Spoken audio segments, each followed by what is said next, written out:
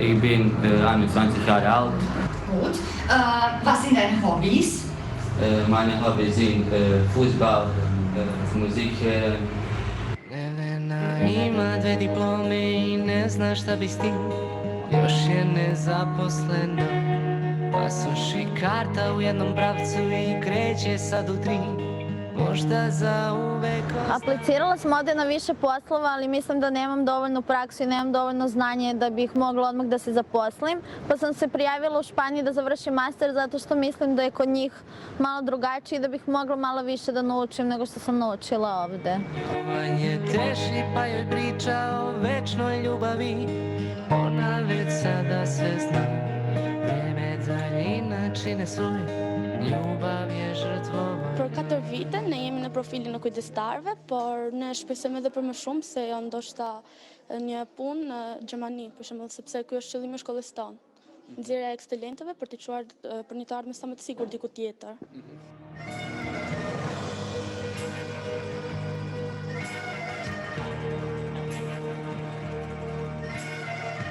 Dozvoljavaju ti da učiš, dozvoljavaju ti da napreduješ u tvojoj struci I to je ono što u stvari čovjek činite se sigurnim I činite da ne prestaneš da razmišljaš o tome da će se ikada vratiti ovdje I nastaviti svoj život.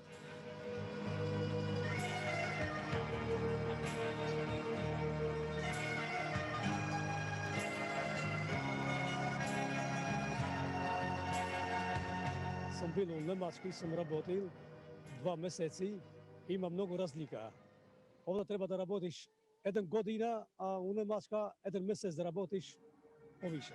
Šta će dobiti, šta izgubiti, kako podneti strah, tišina odjekuje, šta ih očekuje, da li uspeh ili krah.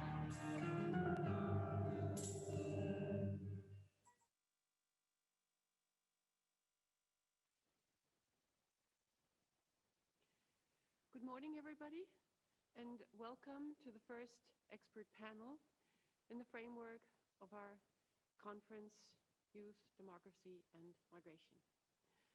The first panel is titled Leaving the Region, Facts, Trends and Challenges. I am Susanne Schütz, the Western Balkan Director of the Federal Foreign Office in Berlin. This panel aims at looking deeper into motives and trends of immigration from the Western Balkans. In particular, our panelists will offer a detailed insight into push and pull factors, as well as possible differences within societies and among the countries of the region. We also intend to shed some light on data problems when it comes to migration from the region and discuss ideas on how to improve databases to better inform policymaking. And of course, we will also look into the debate of potential changes and trends resulting from the current COVID-19 pandemic. Before we go into the actual discussions, I would first like to introduce our panelists and welcome and thank you very much for participating in this panel. First, we have Miran Lavrić. He is an associate professor of sociology at the University of Maribor in Slovenia. He has worked in a number of research projects focusing on topics of youth, economic life, education and religion, mostly in relation to the region of Southeast Europe. He was the principal investigator in a large cross-national study entitled Youth Studies in Southeast Europe 2018 and 19. And he was also the head of a comprehensive national study of youth in Slovenia in 2010. Currently, he is coordinating a national study under the title Slovenian Youth 2020. Then we have Peter van der Auweraert, and I hope I pronounced this correctly. He is currently the Western Balkans coordinator and IOM representative in Bosnia and Herzegovina. Before, in 2015 and 16, he coordinated IOM's response to the European and Western Balkans migration crisis, Apart from that, he has also gathered ample experience as senior advisor in peace processes and post-conflict situations, also in a number of countries outside of Europe. Welcome also to Danica Šantić, Associate Professor, Faculty of Geography at the University of Belgrade. She has focused in her research on migration and forced migration on the Balkan migration route. She has been very active in making connections between policymakers, academia, and civil society organizations in Serbia and the Western Balkans. And she is one of the experts in creating an economic migration strategy of the Republic of Serbia for the period 2021-27. Then there is Bonjour, Francine Pickup. She has been the UNDP resident representative in Belgrade since May 2019, and she joined the UN system in 2002, has since worked with OSCE, UNSCO, FAO, and ILO in New York, as well as in country offices in Central Asia, Indonesia, and India, where she was UNDP country director. She has also worked with several development organizations, including Amnesty International, Oxfam, and the World Bank. As UNDP resident representative in Serbia, she has initiated a country office comprehensive intersectoral work on depopulation as a complex developmental issue that needs to be tackled in new ways using an integrated approach. And last but not least, we have Tomitsas Dojanovic, whom we already met yesterday evening in the discussion. He's a graduate from the University of Economics in Skopje. He has worked for the Peace Corps in North Macedonia, as well as, until recently, at the youth organization Mladi Info International. In September 2020, Tomica enrolled at the Democracy and Human Rights IRMA program at the University of Sarajevo. So welcome again, and thank you for participating.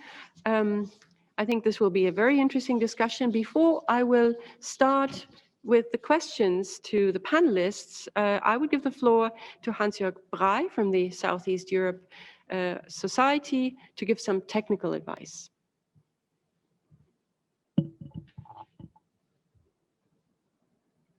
Thank you. Good morning, all of you.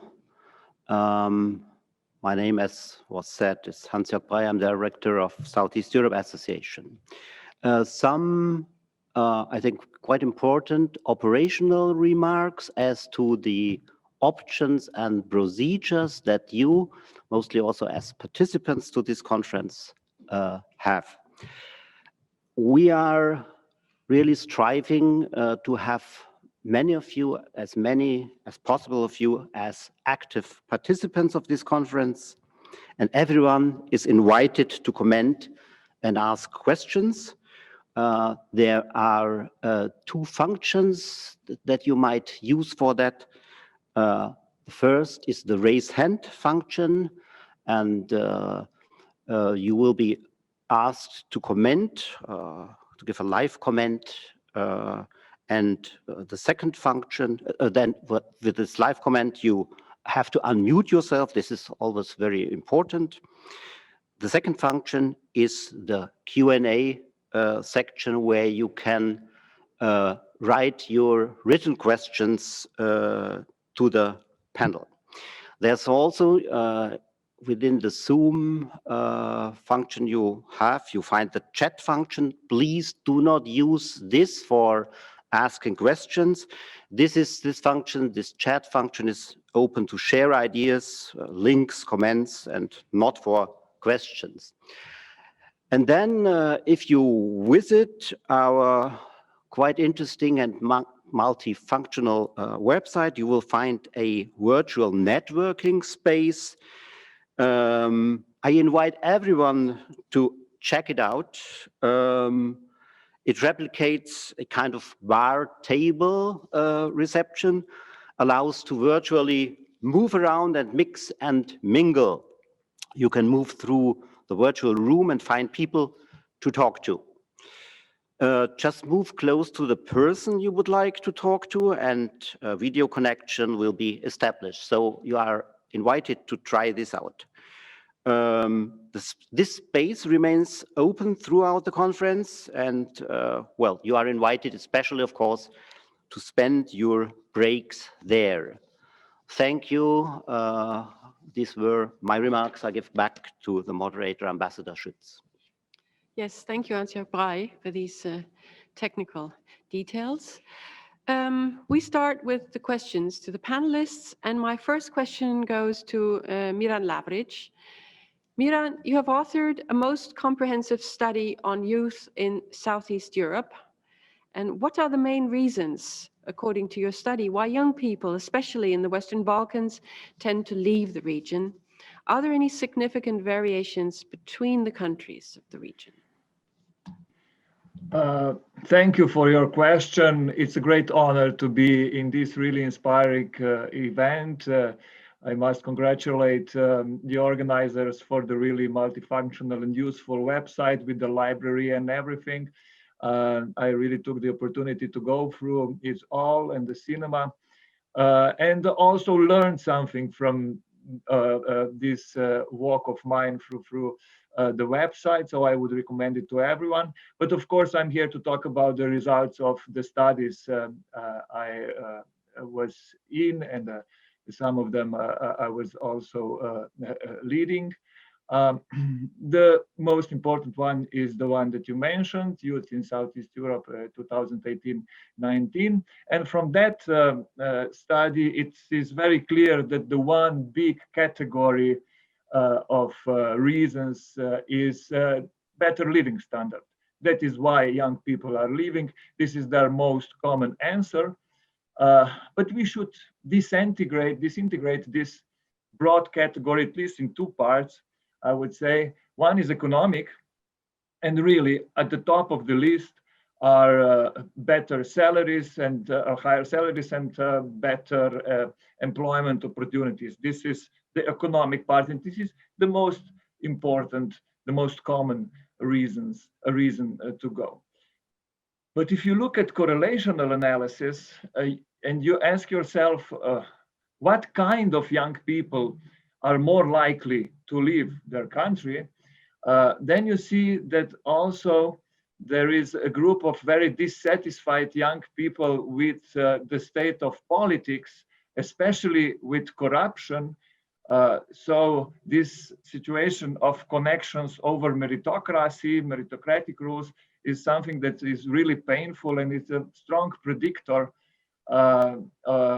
predicting emigration intentions of young people.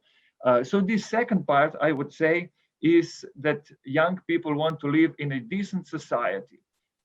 One of the strongest predictors is actually satisfaction with the situation in the country as a whole, which includes satisfaction with human rights, satisfaction with democracy, attitudes in relation to corruption, perception of corruption, and so forth. Also perception of the quality of educational system. For instance, there is a lot of, there is strong perception of corruption also in the educational system. So yes, functional institutions is something that young people want, and this is also one of the reasons why they are leaving their country. And within this second part, future of the country, perception of the future of the country is also a very important. It's a very strong predictor. So young people who have more negative perceptions of the future, general future of their country, they're the ones who are much more likely to leave. And actually, one of your interviewees said this very clearly in the videos on the website. He said that he noticed in the countries where he went that they generally have a vision. There is a vision where society is going, and this lack of vision, that there is some good direction for my society, is something that is also inspiring, so to say, young people to live. So this is the core, better living standard, and it is disintegrated into two parts. One is economic, and the other one is this institutional corruption part. And there is a third, I would say, factor that I must stress very strongly, and I call it closeness to the European Union, because our study entailed 10 countries of Southeast Europe, and 4 of them are members of the European Union, 6 of them not, obviously. And young people in countries who are members, so Romania, Bulgaria, Croatia, and Slovenia, have much lower immigration desires, and these immigration desires are in decline generally also. And this correlation is strong even if you control it for everything that I was talking about. So the living standards, the perception of country's situation, if you control it for human development index, GDP per capita, and so forth. So it is factor per se, the closeness to the European Union in terms of political linkage, institutional linkage to European Union, I would argue from these results of ours is important factor for deterring young people from emigrating from their countries, but even more importantly, important factor for stimulating young people in the direction of return migration. Because young people from the 4 European Union member states have much more short-term migration plans. Majority of them, majority of those who want to go abroad in these 4 countries plan migration for up to 5 years. So majority plans to go out and come back within 5 years. While in Western Balkans, the opposite is the case. Almost half of them plans to emigrate for 20 years or more.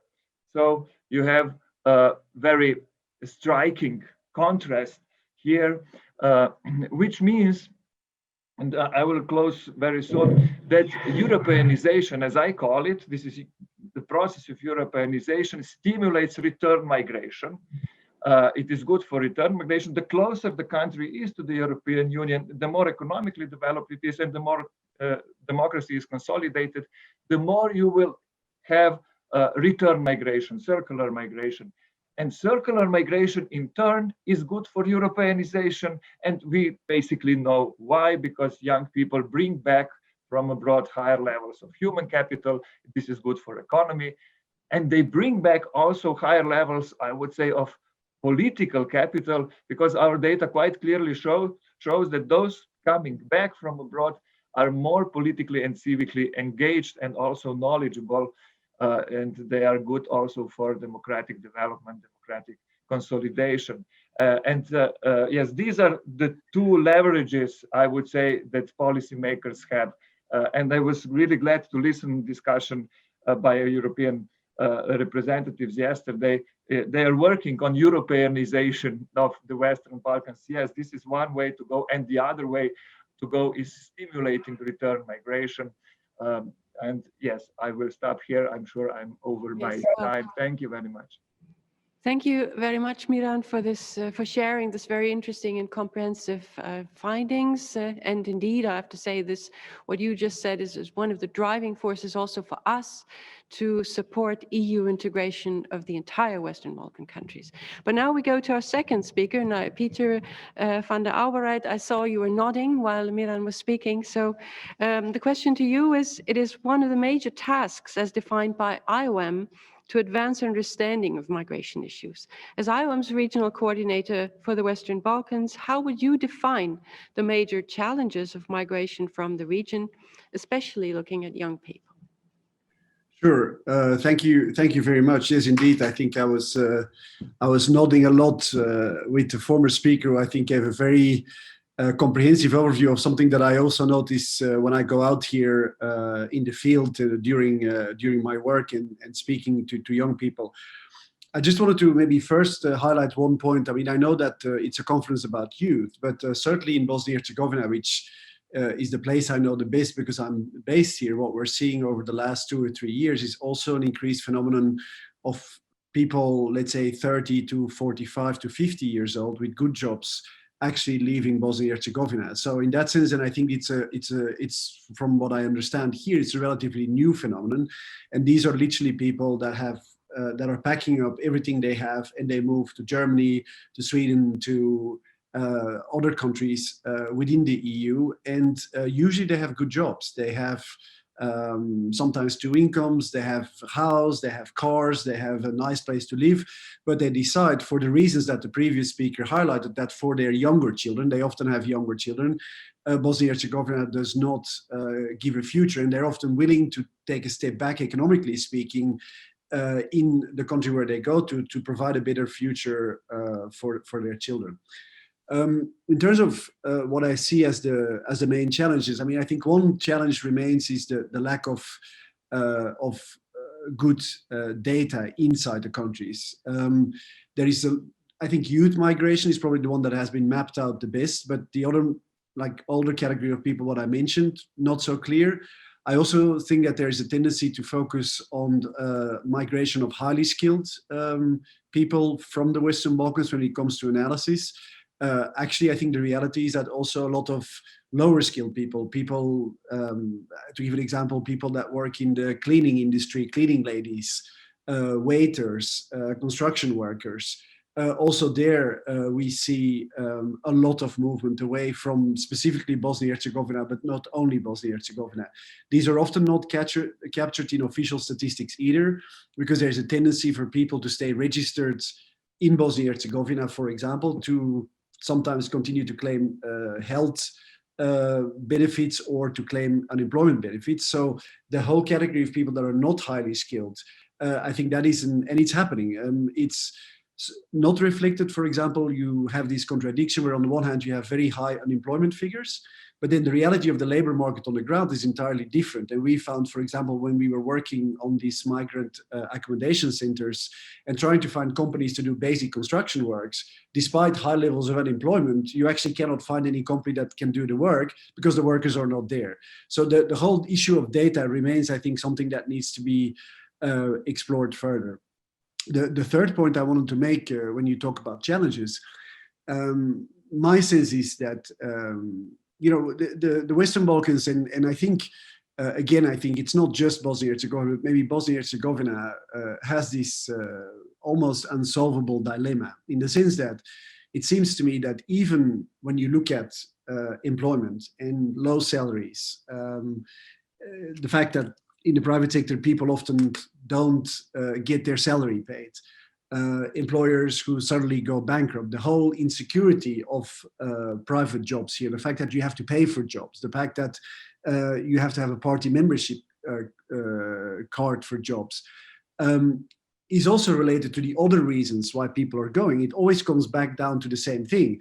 It's a lack of good governance and a lack of rule of law. What you're seeing in the labor market, the problems that people face are exactly the same problems that they face when or caused by the same reasons for corruption in education, corruption in the health sector. So the point is that you need to move towards political renewal. Now the problem is, how do you do that? Well, the only way to do that, short of some sort of revolution, is that you have people becoming politically engaged with an alternative view for the future. And I think it's been highlighted by a lot of people here. What is lacking here is a view for the future. People the elites harp back to the past because it has served them very well since the dissolution of Yugoslavia to stay in power. But what is the vision of the future? Where does Bosnia-Herzegovina, for example, wants to be in 10 years' time? We are local elections here. Nobody is pushing, or very few politicians are pushing with a vision for the future. The problem is that you can only get political renewal, I think, if you have a lot of people that are young people that are highly educated, that are deciding to engage in politics. That's maybe not necessary in an established democracy like Germany. There you can have a small number of people that engages in politics while everyone else goes about their private life. In a situation like Bosnia, you need more people to engage in politics. And there is no alternative to this. It's great to have NGOs, it's great to do advocacy, and these are very important things. But at the end of the day, we need more people with alternative visions running for office. Now, the problem is that these people are leaving and young people are choosing. And I have teenage kids myself. I would not advise them to go down that route. I would also say, if I would be from here, okay, go to Germany, you're highly educated, get a good job, build a nice life. But because of this migration phenomenon, you also reduce the chances for political renewal. There are young people that stay, and there are young people that try to become politically active. But that's really, for me, the biggest, and I've been here now 3-4 years in the region, it's the biggest conundrum. How can you move towards political renewal, which is an absolute condition? Because make no mistake, we talk about improving the rule of law, improving governance, but we're talking to the very people at the top that are responsible for the lack of rule of law and governance. So how is that going to change? The elites that have benefited the last 25 years from the system in place in Bosnia and Herzegovina, for example, they seem to be quite unlikely to go to radically change. So how can that be done while a lot of the talented people are leaving? For me, that is, I think, really the biggest challenge in the Western Balkans. And then a final point, and then I'll stop. And that is a discussion that is absolutely politically, I think it's impossible to have. There are gaps in the labor market in the Western Balkans.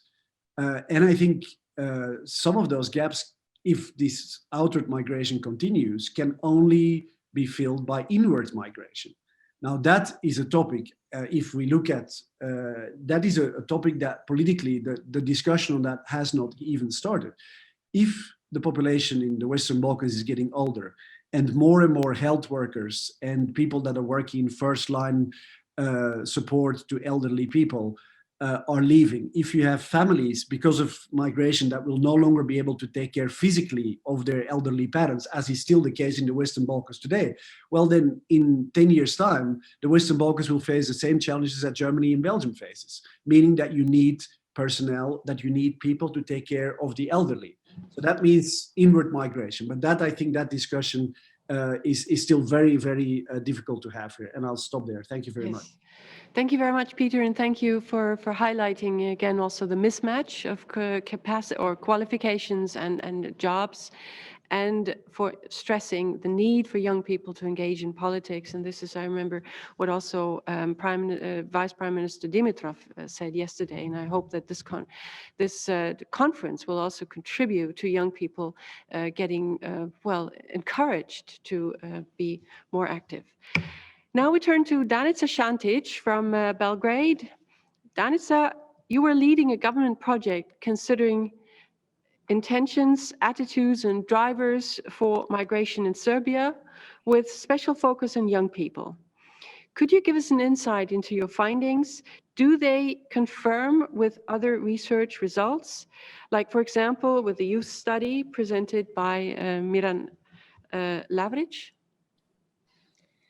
Good morning, everyone, and greetings from Belgrade. I just want to thank organizing for having me here and have this huge opportunity to be involved in this panel and to say something about our research and our results.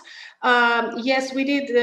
We conducted our research last year, and speaking of all things we heard yesterday and what our distinguished panelists said before me, I have one big conclusion is that we have more similarities here in the Western Balkans than differences, even though sometimes we are highlighting only the differences we have here. So considering migration patterns and talking about migration, we have similar concerns, we have similar questions, and we have a similar field in which we have to be focused on in the future.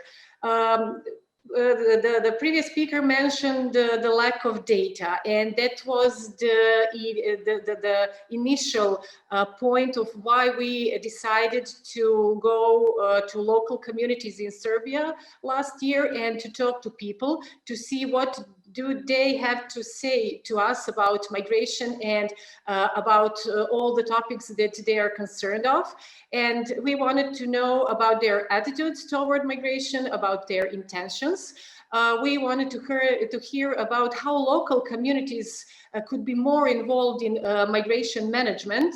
And of course, we wanted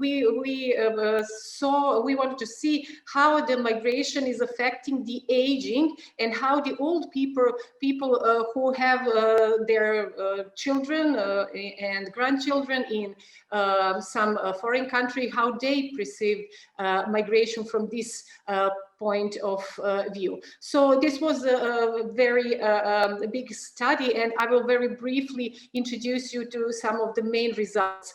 The people in Serbia support their relatives, friends, and their support the vision of going somewhere if the life will be better on some other place. And we started with this aspiration with the one quotation from the literature, which match with our findings. People do not aspire to migrate. They aspire to something which migration might help them achieve. So the people from Serbia achieve migration as a tool for a better life, for better living conditions. And that's why they're very supportive when we talk about migration. Since the lack of data, we have a feeling that more and more people are leaving Serbia, especially young people in recent years. And our respondents in the field, in the local communities, they said the same thing, that they think that more and more young people leaving. And we got one very interesting answer that more families are leaving Serbia. 20% of our respondents claim that families are those who are prepared and who already left their local communities. We choose different local communities with different development trajectories because we want to see all part of Serbia and the impression of migration. And at the end, we realized that we have very similar, if not the same answers. We also wanted to know, of course, what is the perspective of Serbian people considering migration development nexus? And in Serbia, people usually perceive migration as a threat to development. First of all, from the demography reason, and usually people say, look around, people, villages are empty, there is no people, the people that we don't have any more workforce, we don't have families to have young children, we are older, more and more older, and that's why the migration is perceived as a threat. If we speak about migration potential or emigration potential from Serbia, some 26% of our respondents, of all respondents, are ready to leave within 1 year. But if we just focus on the young people, aged 20 to 24, our respondents, more than half, 51%, are ready to leave, and from 25 to 29, around 55% are ready to leave within a year. So this is very live immigration potential, and this is something that we should talk about and consider, and the policymakers should also have that in mind, because it is very high migration potential. When we ask them, where would you like to go, the foreign countries are at the top of the answers with 45%. And we were very surprised because the capital city of Serbia was always the place where migrants wanted to go from all other parts of Serbia. But this survey shows us that only 9% of our respondents would like to go to Belgrade. When we ask why would you go abroad and not stay in a country, even in a more developed city or town, they told us that everything will be the same, and they want a crucial change in their lives. Okay, so you have to come to the close, because I see our time is running really fast. Okay, so the main drivers, we already heard that it is the dissatisfaction of first of all, economic life, but they say that they will stay if there will be improvement in economic life, in the conditions of environment in Serbia, and young people said that better education is one of the factors that they could affect them to stay in Serbia. So just briefly, just briefly, our recommendations were toward those major concerns: data, lack of data, skill mismatch, regional inequalities, improvement of youth employability, and promoting of return and circular migration of young people. Okay. Sorry for taking too much time. Thank you very much. No, of course, very interesting findings and of course clear-cut recommendations. Francine, as resident representative in Belgrade, UNDP in Serbia is calling for a new approach to measuring, tackling, and redefining depopulation in the country and in the region.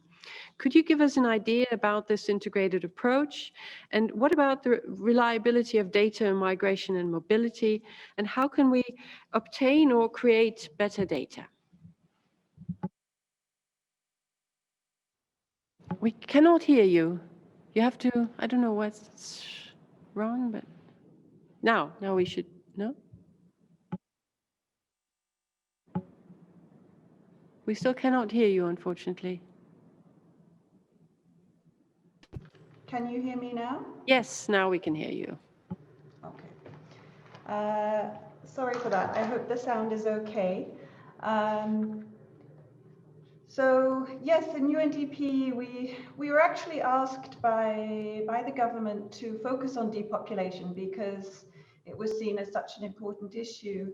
And I have to say, when I arrived here about a year and a half ago, I was shocked how big an issue it was, how it was so pervasive and impacting on all aspects of life, really. So as an office, we've really focused in the last year and a half, invested in understanding and tackling the issue. When we say we focus on depopulation, I have to say that is met with a lot of skepticism and resistance, particularly initially. People were saying it's impossible, it's too big an issue, or it's inevitable, there's nothing you can do about it. And let's, just wait until the economic situation is fixed or the governance political situation is fixed, and then slowly people will come back and that's how you deal with it. But we see it slightly differently. I think I know crisis is a bit of a strong word, but it is in fact a crisis. We just launched a report with our colleagues in UNFPA, which predicts that in the next 30 years, the population in Serbia will fall by 30%. So by 2050, the population is expected to fall by almost 30%. And as was said before by Danica, this is in fact a development issue. It's not just a demographic issue, it's a development issue. Shrinking workforce, shrinking tax base, aging population, and devastation of rural areas. So it's an important development issue that we need to tackle head on. And then if we look at COVID, no one's actually mentioned COVID yet, but COVID also is linked to depopulation. And I think that depopulation in some ways exacerbates the impact of COVID. So we, as the UN came out with a socioeconomic impact assessment of COVID, and we found that communities' capacities to respond to the COVID crisis was undermined because of depopulation. We also see that remittances have gone down. They're estimated to have gone down by 27% so far this year. And that's, approximately 1.5% of GDP. We don't have a crystal ball. We don't know what's going to happen to international migration, to mortality, and to people's decisions about their fertility, but it's likely to have a big impact on depopulation as well. But we're interested in the opportunities around this, not just the challenges, and we do see opportunities. So for example, we see that people are actually returning from their destination countries. And there's a possibility to work from home from Serbia in the country for the countries that they were abroad in. So that's one opportunity. We're also interested in researching those returnees who came back to the region from European and other countries. We saw a strong expression of solidarity, I would say, amongst the diaspora to their countries of origin during COVID. They wanted to help and support their country, and they reached out to do that. So these are some of the opportunities that we think we can harness, along with new investment in rural areas that we're also seeing. So moving forward, we're interested in solutions. We recognize that people's decisions to have children or to migrate are very complex. People have already said on the panel that it's an economic decision. That's true. It's a political decision. People want the governance and political situation to be right in the country, but it's also very much a cultural decision, right?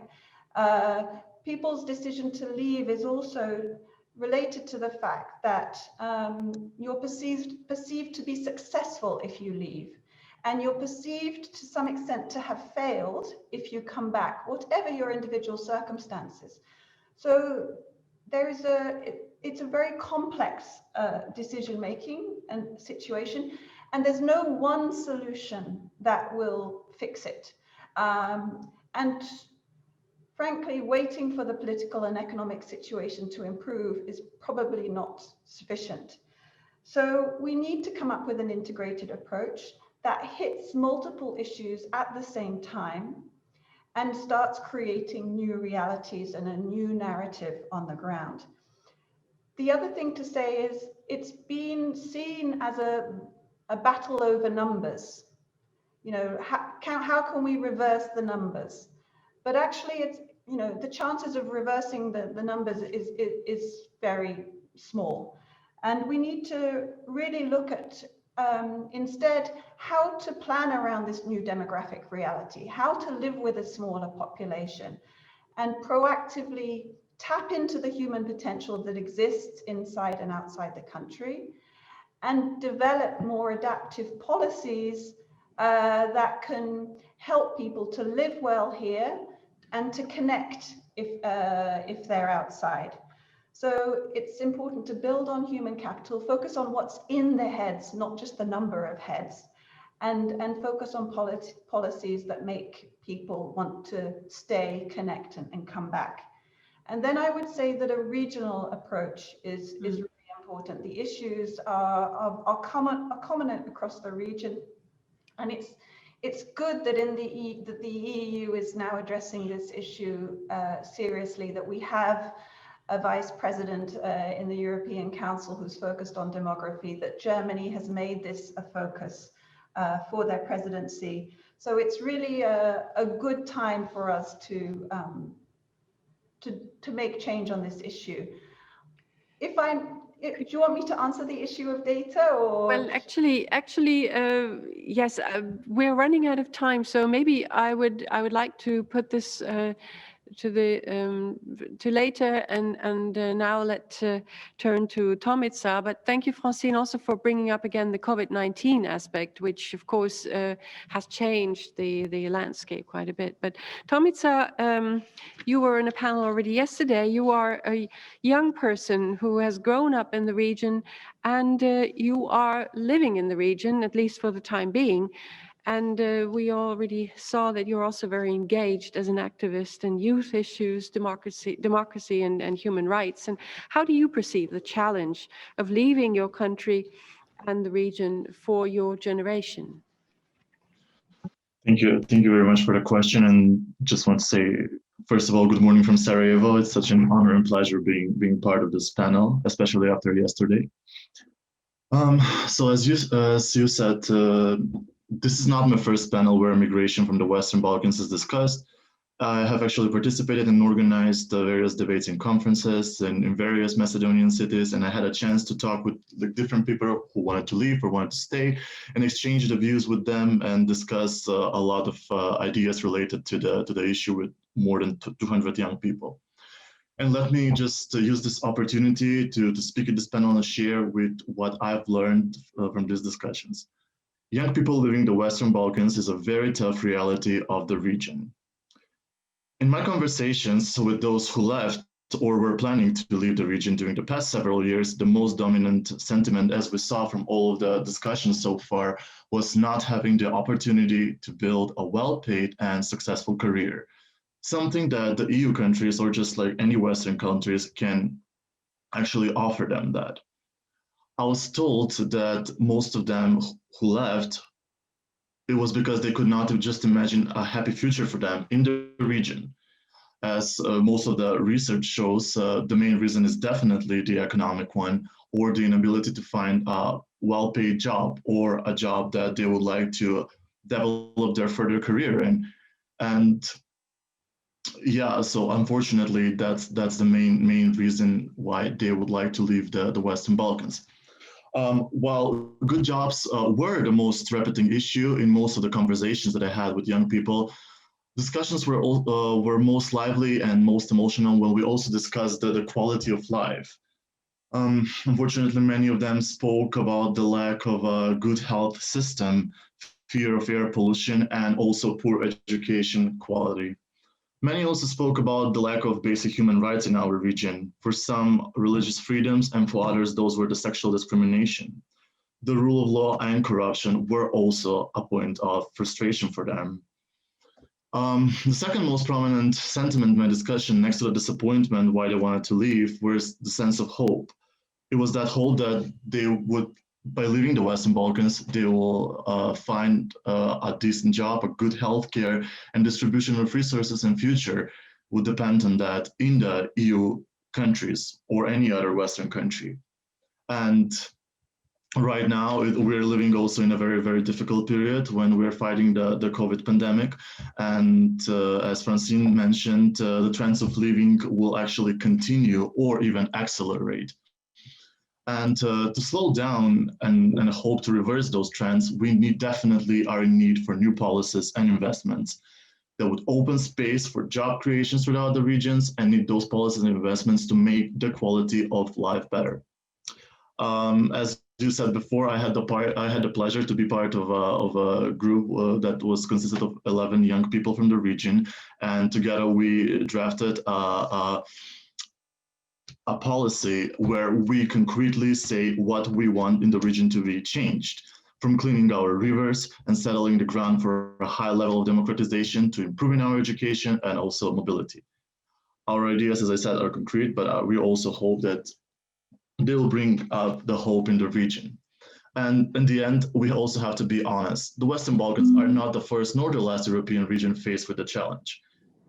We've seen European regions who also face the challenge of brain drain, including in a very recent history, Greece, who is managing to improve the situation and make that brain drain to brain circulation and bring their people back. So I feel that our region should also be among them. Thank you. Well, thank you very much, Tomica, and thank you also for sticking to the time frame. We now have a lot less time for questions than actually planned, but I would like to give the floor to Hans-Jörg Brey, because he has gathered some questions from the audience.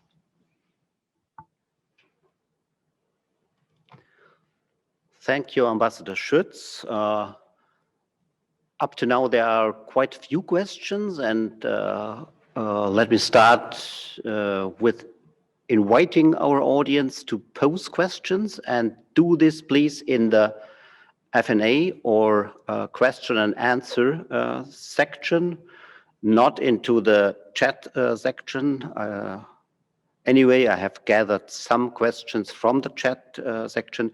In the chat section, just to remind you, it's a good place to share links to studies on the subjects that we discuss here. And this is also these are things that you will find and available in the chat function. So if you want to step into the discussion, either use the Q&A section or function, or raise your hand. Well, we have some questions up to now, and I collected them. First of all, there's one question. This was more or less directed to Professor Šantić, who was referring to the fact of corruption and the lack of rule of law as a reason for emigrating from the Western Balkans and from Serbia. And there is one remark to that, saying that most probably these facts should be on the first place as a reason for emigrating from the region. There's another question which is quite broad. I'm not sure whether we can address it here, whether it's the right place.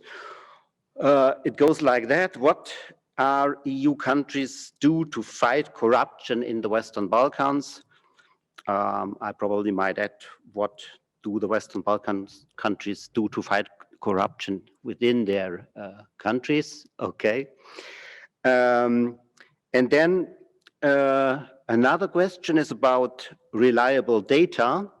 It's actually very concretely addressed to circular migration. The question is, are there reliable data on circular migration, referring to EU countries like Bulgaria, Romania, Croatia? This is quite a special question. As I don't see more questions here, I just check again whether something has come in. No.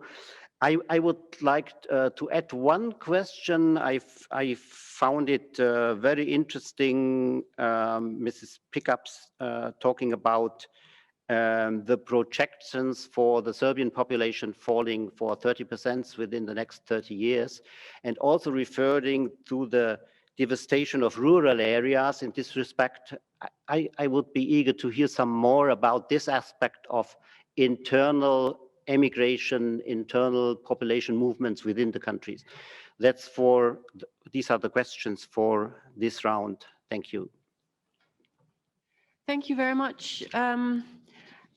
Thank you for giving some of the questions. I think we have time for one last round, but I would ask the panelists to be brief and try to answer the questions, but also maybe comment on your co-panelists' analyses. And I think the issue of corruption as a main reason for, or as main driving force, the issue of data, and of course available data on circular migration and on migration, internal migration inside the Western Balkans, inside the countries. I think these are very interesting issues, and I would welcome if you could mention this. Maybe we take the same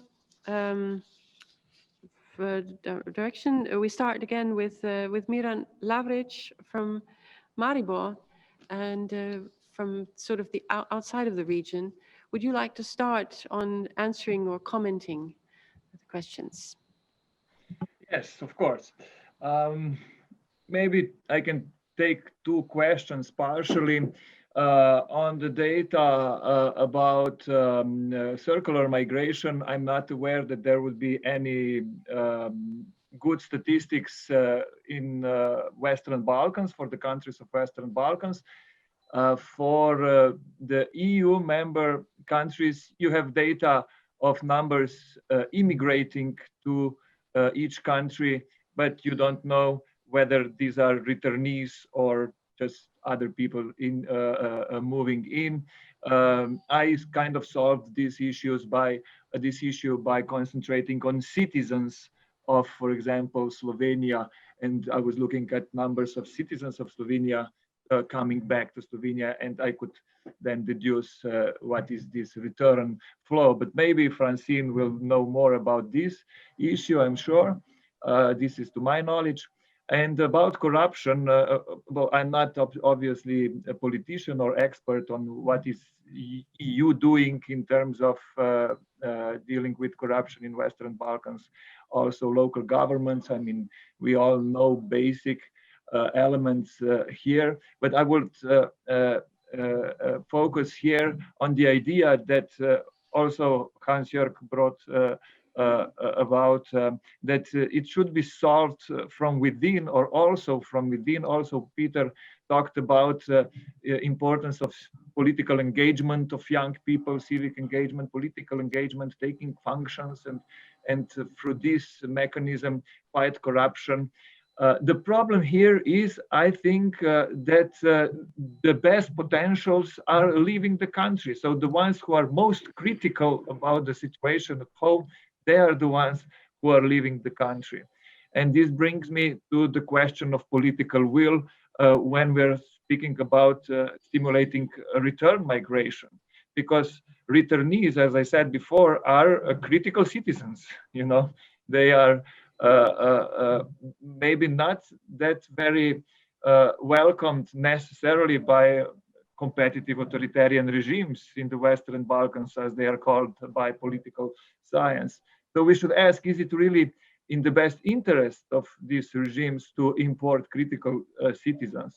And I think that it is really important that these endeavors to attract remigrants are somehow stimulated also by the European Union, and that they are conducted also at the regional level, so that we have some stronger incentives, some more power on this issue of stimulating return migration.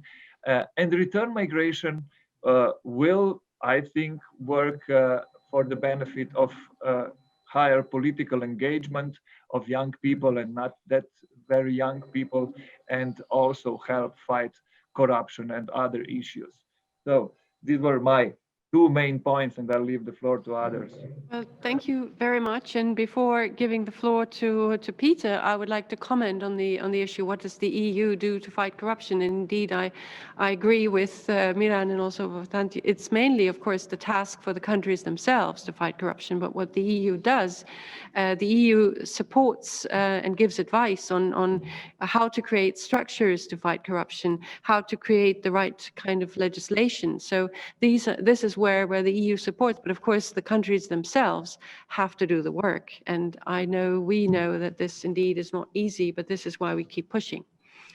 But now, Peter, for you, the COVID-19 pandemic was mentioned already, and the measures that governments are taking, and maybe you have some insights also on how this pandemic is changing, exacerbating possibly the migration crisis, or also preventing migration.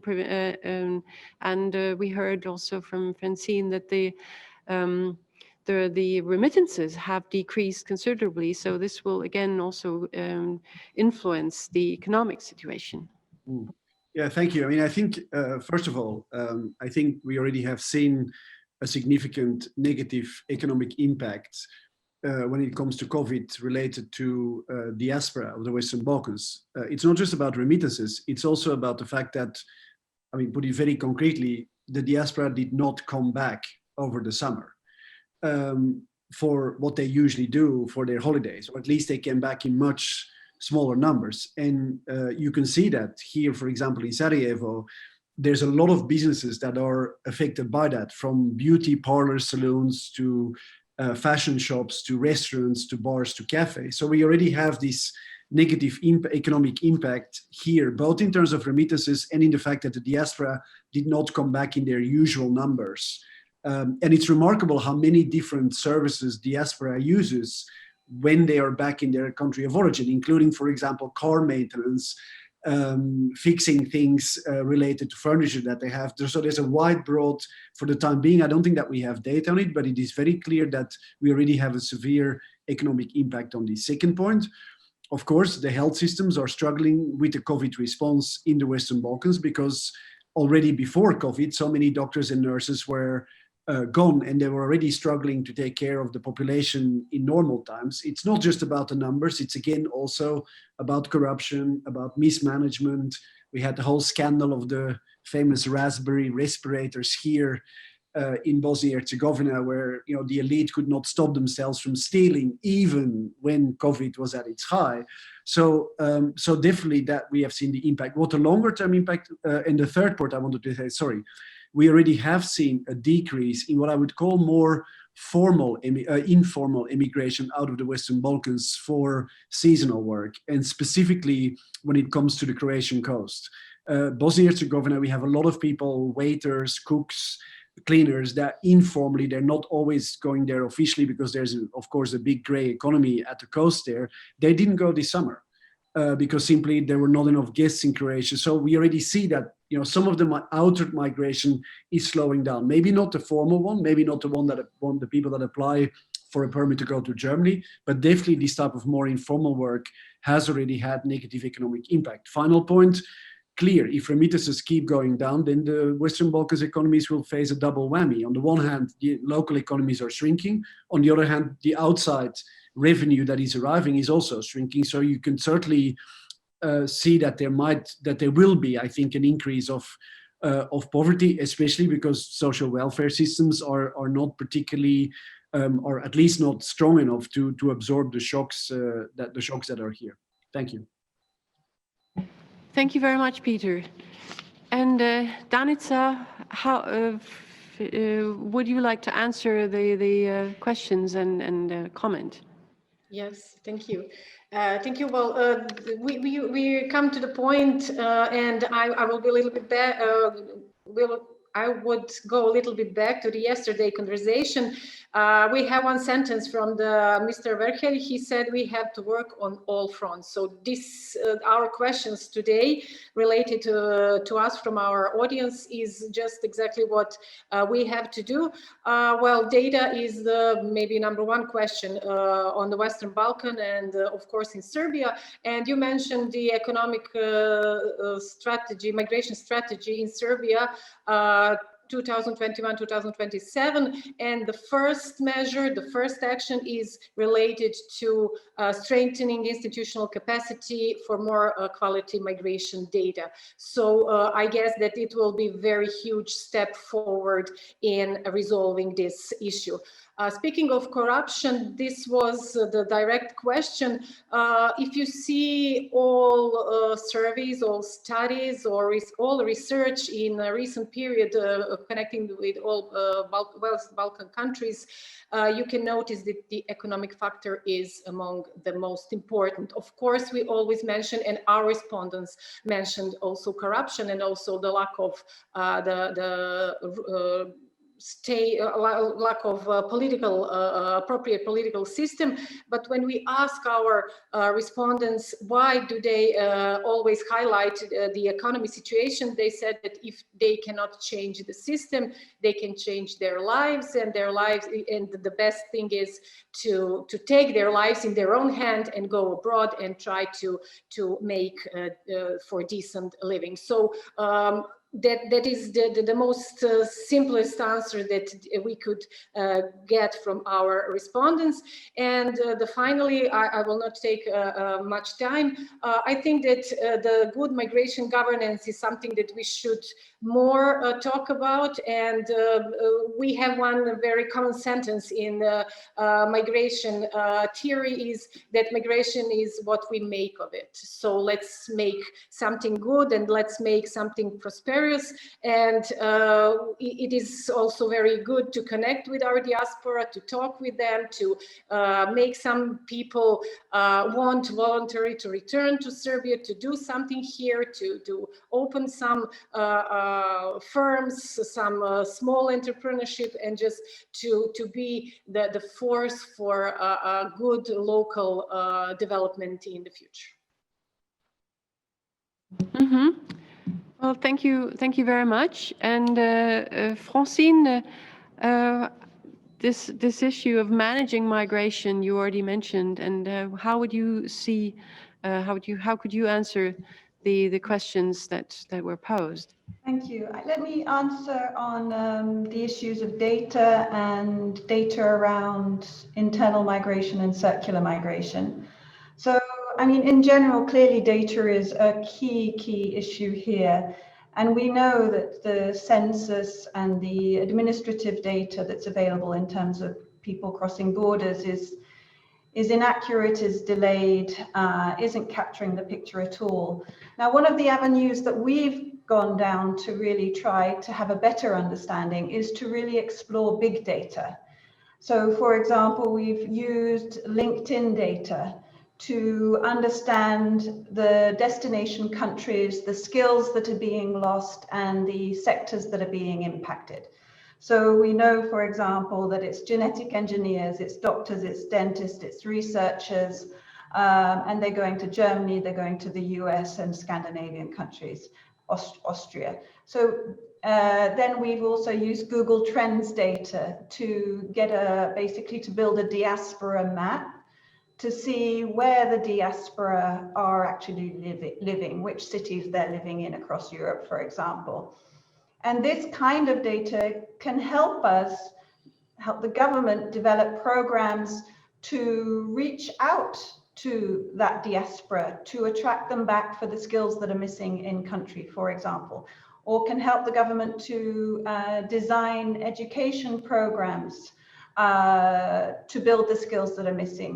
Or it can be used by local companies who aren't able to find the right skills, but also aren't reaching out to the diaspora to try and attract them back to fill the jobs that they're trying to recruit locally. So big data is a big opportunity. We launched with our colleagues in UNFPA a data challenge.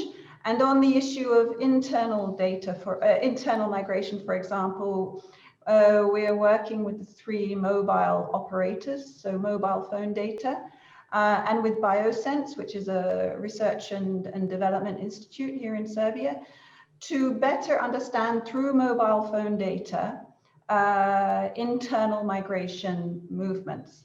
Now, I wanted to have a go at answering the question on data regarding circular migration. I think things like Facebook, for example, social media data from Facebook could help give us more information on the circularity of migration. But one other area that I just wanted to flag is we are doing more qualitative research. So we are looking at, for example, the people who are coming back, who are bucking the trend, and they exist, particularly in the tech sector, but beyond tech as well. And we talk to them about what are their pain points in coming back and what are their happy moments to better understand what are the challenges and opportunities to attract people back. And you know, we found some of the things that we're saying. Environment matters. Smoking in public places matters to people. These are some of the pain points. Having Cyrillic in the embassies only matters, and so on. Access to healthcare. These are some of the pain points that need to be fixed if people come back. And then we also looked, we did some analysis with Digital Serbia on digital nomads. These are people, again, who are bucking the trend. They're choosing to come to Serbia, to Belgrade, because they think there's something good about it here. So we look at them, we understand what their motives are, and we see if we can learn from that experience how to make the environment better for other people, other IT professionals, other diaspora who want to come back. If I may, just one final point. There was another question that came up, which I think is a really good question. Is it just an overlapping confluence of different issues, governance, politics, and so on? Or is there a demographic crisis in particular? If I may, I do think that we should be talking about a demographic crisis or issue or challenge in particular, because it's not like in Germany here, in the sense that in Germany you have a shrinking population, but it's due to people's decision to have fewer children. Here we've got that people are deciding to have fewer children, but they're also leaving, and it's that combination of people leaving and smaller families that is creating such a difficult situation here. So we do think it's not enough just to address the governance issues, not enough just to address the economic issues. We can't wait. We really need to focus on the new demographic realities that are facing the Balkans and see how we can address these issues by planning around this new demographic reality and building the human capital that exists inside and outside the country. Thank you. Well, thank you again, Francine. And indeed, it's a question of time as well. And that was mentioned yesterday again also by our Minister of State, Roth, who said people don't want to wait 10 years. It's a question that we all have to answer now. And thank you very much. Tomica, how do you see, what are your answers to the questions? I agree with what pretty much everyone said here today. And I also agree with Mr. Roth that we don't have time. We have to act right now in order to keep young people in the country. But also we have to think about that circular migration, and we also have to think about that one day the Western Balkans will be part of the European Union. It might take 10 years, 15 years, 20 years, 25 years. We don't know the time frame, but we strive to get there, and I'm confident we will be there. So that said, we have to work on the countries from their core. Yeah, people are dissatisfied with the corruption, with the rule of law, with the failing policies, with the discrimination that's happening, because we are still not there on the European Union level, and we need to work. And why do we need to work? It's true, young people leave the country, and not just young people, elderly people as well. But once we are a member of the European Union, we have to think how mobile the Union is, and how sometimes, even if your country is the best country in the world, you just don't want to live there just because you have a different preference. So we have to think how making our Western Balkan countries better in all those areas that we just discussed will attract people of the European Union. People from Ireland, from Germany, from Netherlands, they should be able to come and live in our area. But in order to come and live there, they need to be sure that their criteria in the European Union will be satisfied in the Western Balkans as well. So as a message to the governments, we have to work in order to make our countries better, so we can attract definitely our diaspora and our people who really love the country, but also other people who would love to live there, work there, or maybe even retire there, because the Western Balkans are beautiful. We have beautiful scenery, seas, lakes, and I think it's just a matter of time, and we need to react fast in order to make them work for everyone. Thank you, Tomica, and I can only agree with you. The Western Balkan countries are beautiful and they are attractive, but indeed one needs people, foreigners, people from outside the region have to have the right conditions to live there, and that of course is also true for foreign investors. We have time for another round of questions from the audience, and I would like to ask Hans-Jörg Brey again to put in some questions. Well, indeed, a number of quite interesting questions have popped up in the Q&A session, and I try to put them in a certain order. There's one question asking, does emigration cause an increase of nationalism and more inextricable political situation in the Western Balkans countries? There's another question, which is a criticism to the politicians in the region, asking, why do politicians from the region send their children to private schools or abroad?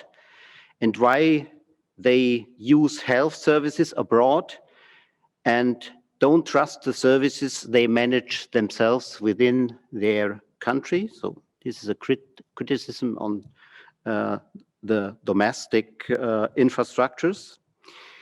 Then there's a question, are the governments in the Western Balkans really interested to stop emigration? There's citation of some politicians who are cited to having said, we don't have capacities to keep the academics in our own countries. And then there's a specific issue addressed to Miran Lavrić. The speaker says, or the person says that he appreciate Miran's excellent point that returnees challenge the authoritarian regimes in the region.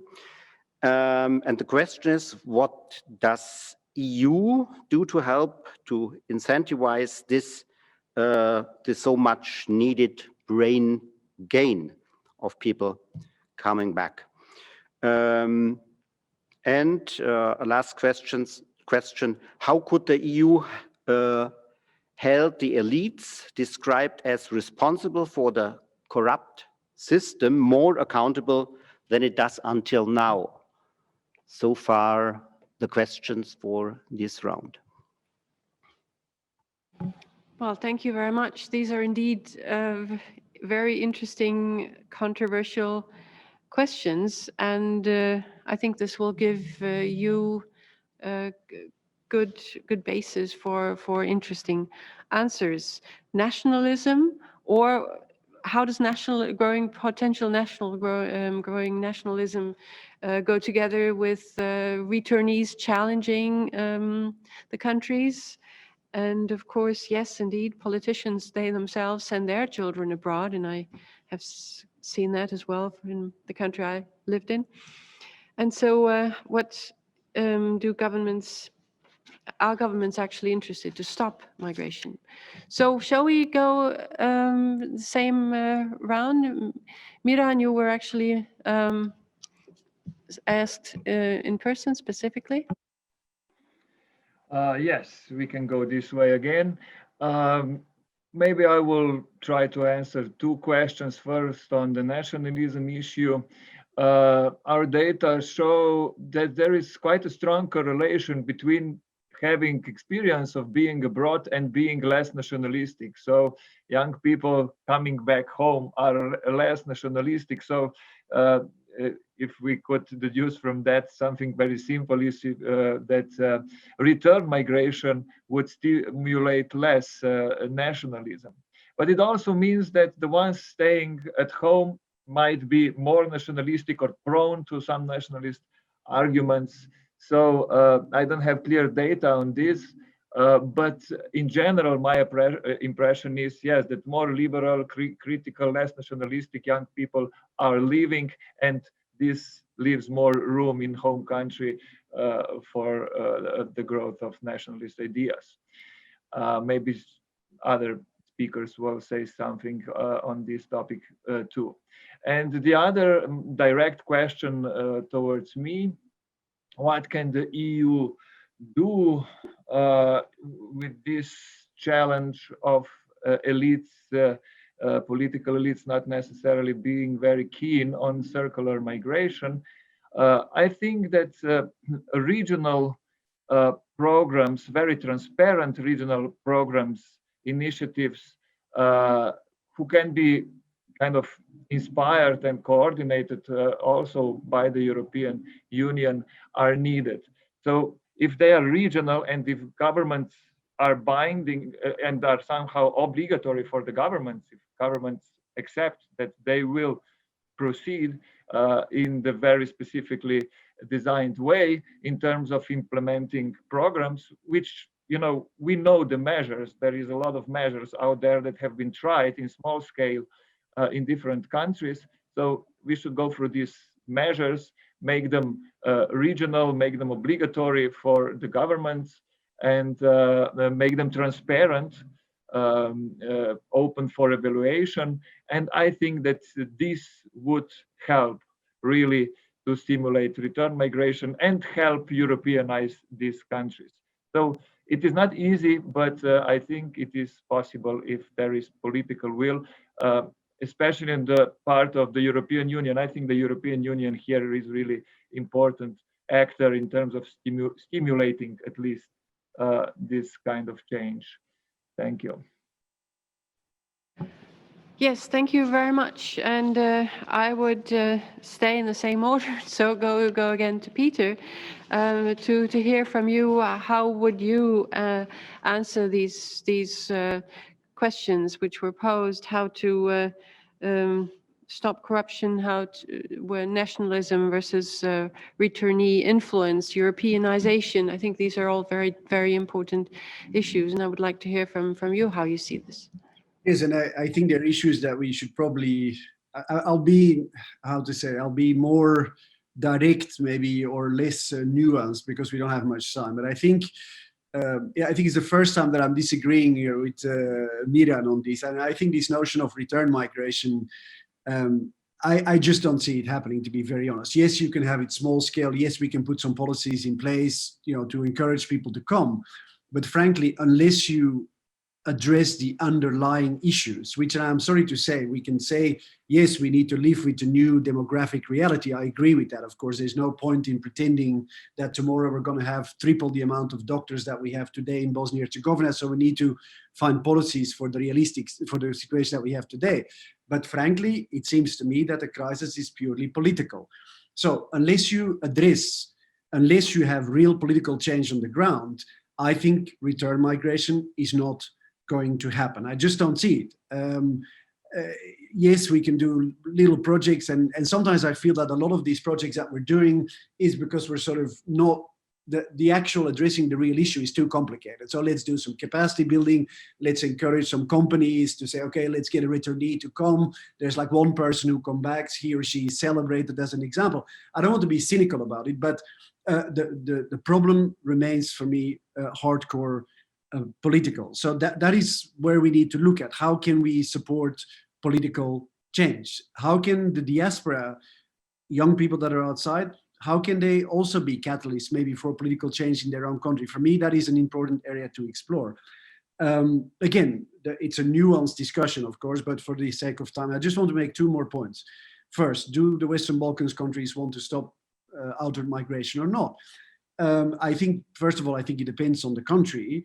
But if I can maybe speak from the country where I'm sitting, my sense is that this outward migration serves everyone quite well, and it serves quite well for reasons that were already identified. Critical people leave outside. It's a safety valve. Instead of people going to the street because the services are collapsing or corruption, they know that actually they don't need to go on the street, they can go to Europe. That's the first thing. So it's a political safety valve. And then secondly, it also allows remittances to support elderly people specifically. Therefore, the fact that the state can actually not take care of elderly people and gives them shameful pensions, for example, in Bosnia and Herzegovina, is hidden by remittances. So my sense is that the ruling elite in this country has no interest of stopping outward migration, despite what the discussions may be. Very quick point finally on nationalism. I think that's a very complex issue. For example, in Bosnia and Herzegovina, again, when you look at it depends when people left. I agree with what Miran said about young people leaving now. Definitely, yes. But it's slightly different with people that became refugees during the war. And what we're seeing actually sometimes, and we've done quite a bit of work here on extreme nationalism and violent extremism. And what you see is actually that you have also very negative influences from diaspora coming here in the summer, being extremely nationalistic, creating issues amongst Bosniak Serbs, Croats during the summer, and then they go back to Sweden and lead their lives. So it's something that warrants a separate panel discussion. But the impact of outward migration on nationalism inside here is an interesting one, and I think it's very complex. You cannot just say, oh, it's positive or negative. There's different layers there. So I'll leave it at that. Thank you. Thank you very much. Maybe if I answer, because there was also one issue mentioned, what does the EU actually do to stop brain, or what does the EU do to further brain gain? And I would like to mention that, as was mentioned yesterday, of course, there are the university programs. There is Erasmus+, which helps people from the region to integrate also into the university system and gain in brain. And then also, as far as diaspora is concerned, yes, there are also some programs supported, for example, by the German government to connect diaspora with the countries of their origin. But I have to admit, so far the results are limited, but there is the awareness. But I'm sure that this issue will come up also in later panels. So I will now continue giving the floor again to Danica to to answer the questions. Danica, you need to unmute your. Sorry. Sorry, I'm here now. I will just pick one question because of the time, and it is a very interesting question.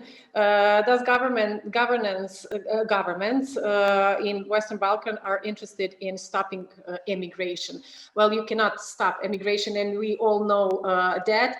And speaking of that, we can just, I just want to highlight once again, make a good governance and of migration processes in the countries. And I will just mention once again that Erasmus Plus and the student mobility, because one study in Croatia conducted last year, I think, showed that if students have opportunity to go abroad and to spend some years, it is a higher possibility to come back and to use their social capital in the country of origin. So we have to just make this more visible here, and we have to make our students more opportunity to go abroad and to be there, to spend some time there. Speaking of stopping immigration, it is also very important to say that, as we mentioned, the rural areas in Serbia are in very hard situation because of the outflows that last for decades.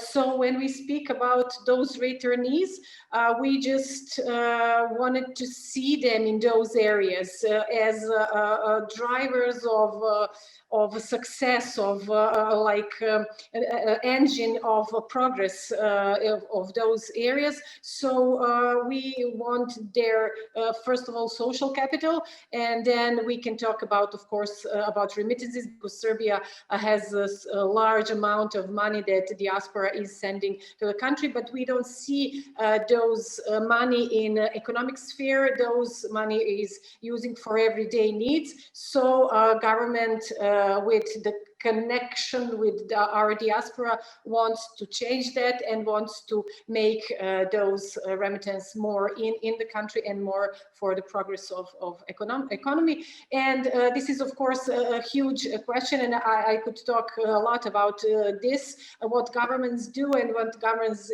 didn't do and missed to do in previous years. But I think that I will now give the floor to someone else, and if someone have a question, I can type it, the answer, instead of speaking.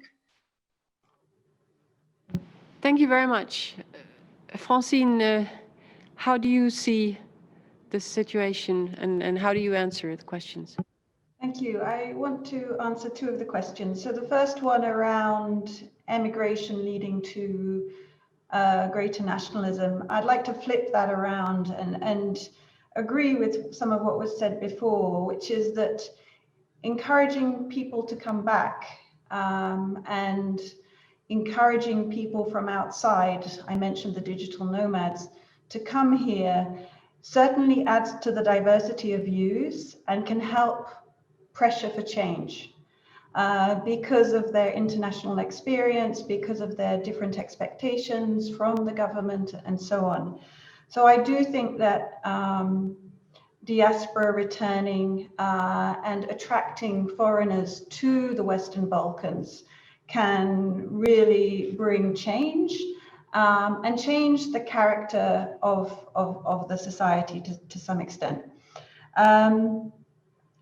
When it comes to the question about, you know, what the EU should do, our approach is that, you know, individual projects on diaspora or on infrastructure or whatever, or on governance or on economy, individual siloed projects won't really address the issue. It's a very complex issue. We've seen today that it has many different strands to it.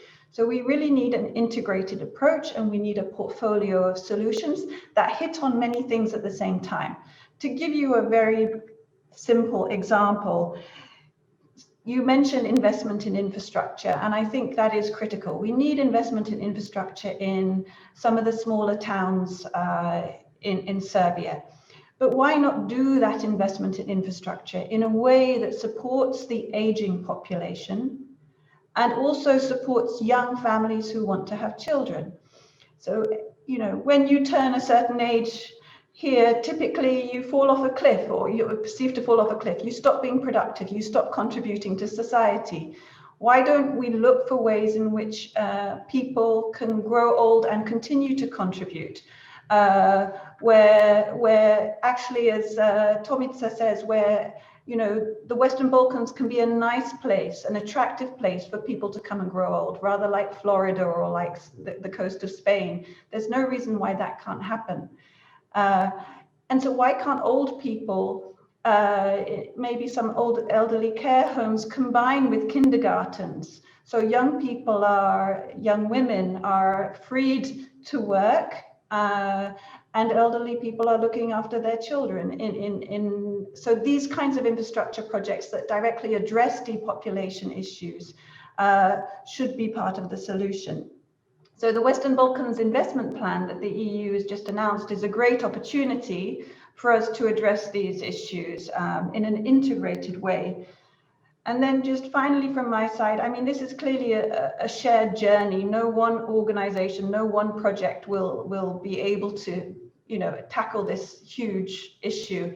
And so we really need to work together as the EU, as Germany, as international organizations and academics and so on, to really see how we can come together to address this issue. Thanks. Well, thank you very much, and thank you also for mentioning the Commission's new investment plan, which is really important, which will give at least 9 billion euros over the next 7 years to the region. And indeed, we all have to work together, and we all have to create synergies and not work against each other. But I think this is working quite well. Tomica, if you have the last word, you're the youngest, but you have the last word in this round. And so how do you see, how can you answer the questions? I just want to tackle a little bit the nationalism topic that we mentioned in correlation with why we need the European Union, the Western Balkans in general. The nationalism is a very dangerous weapon that's been used here in the Western Balkans a lot and is still being used. And we forget that the Western Balkans is a multi-ethnic region that can easily be manipulated, unfortunately, by the political elites in general. So I will say again, that's why we need that European Union. That's why we have to be part of the Union and get that European identity. Because once we get that European identity and be part of that family, we are safer. We know that the European Union will be there with us fighting corruption, rule of law, and other policies. And as we all agreed at the end, we are going to make Western Balkans a more attractive destination for everyone who wants to come here, not just our diaspora. Because also diaspora can be very tricky, as Mr. Peter said. They can bring a lot of nationalism. But I'm pretty sure and confident once in the European family, we are going to get there, possibly in some period of time, but we are going to be safer and we are going to be more developed and a better place to live. Thank you.